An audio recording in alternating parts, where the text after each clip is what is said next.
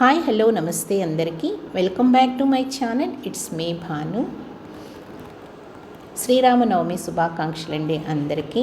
ఈరోజు మా ఇంట్లో శ్రీరామనవమి పండుగ ఎలా చేసుకున్నాము అన్నదాన్ని మీకు షేర్ చేస్తున్నాను. కామాక్షి దీపం అయితే పెట్టుకున్నాను. గార్డెన్లో పూసిన ఫ్లవర్స్ అన్నిటినీ తీసుకొని వచ్చి ఈరోజు పూజలో ఉపయోగించాను. ఒక మంచి డివైన్ ఫీలింగ్ అయితే కలిగింది. అన్నీ రెడీ చేసిన తర్వాత మా హస్బెండ్కి చెప్పాను, వచ్చి దీపారాధన అది చేసుకోండి అని. తను వచ్చారు, దీపారాధన చేసుకొని చక్కగా తను కూడా పూజ అది చేసుకున్నారు. చిన్నప్పుడు శ్రీరామనవమి అనగానే భలే ఉత్సాహం ఉండేది.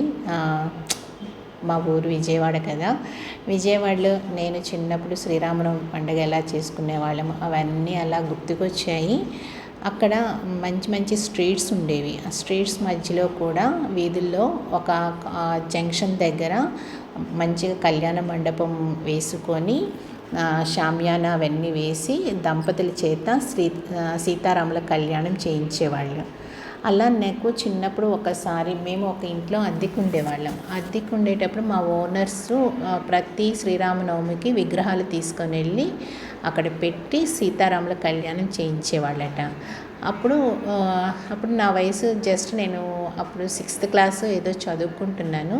ఆ టైంలో చక్కగా ఆవిడ విగ్రహాలన్నీ 2 రోజుల ముందే ఆ విగ్రహాలన్నీ చింతపండు సాల్ట్ వేసి మంచిగా మెరిసేలాగా తోమేవాళ్ళు. తర్వాత మంచిగా సీతాదేవికి చీర కట్టడం, శ్రీరాముడికి పంచె కట్టడం, లక్ష్మణుడికి పంచె కట్టడం, హనుమంతుడికి ఇవన్నీ చేసి చక్కగా నగలు కూడా వేసేవాళ్ళు. చాలా మంచి మంచి పూలదండలు కట్టేవాళ్ళు. తర్వాత తలంబ్రాలని, ముత్యాల తలంబ్రాలని ఇవన్నీ కూడా తయారు చేసేవాళ్ళు.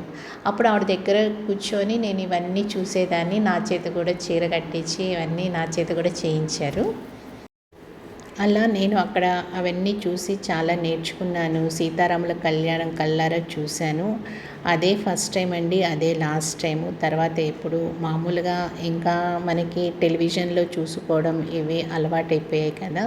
Thank you so much for watching my video. It's me Bhanu. Once again Sriramanavami పండుగ శుభాకాంక్షలు మీకు అందరికీ. మీకు కూడా ఇలాంటి చిన్నప్పుడువి ఏమన్నా జ్ఞాపకాలు ఉంటే షేర్ చేసుకోండి. Thank you.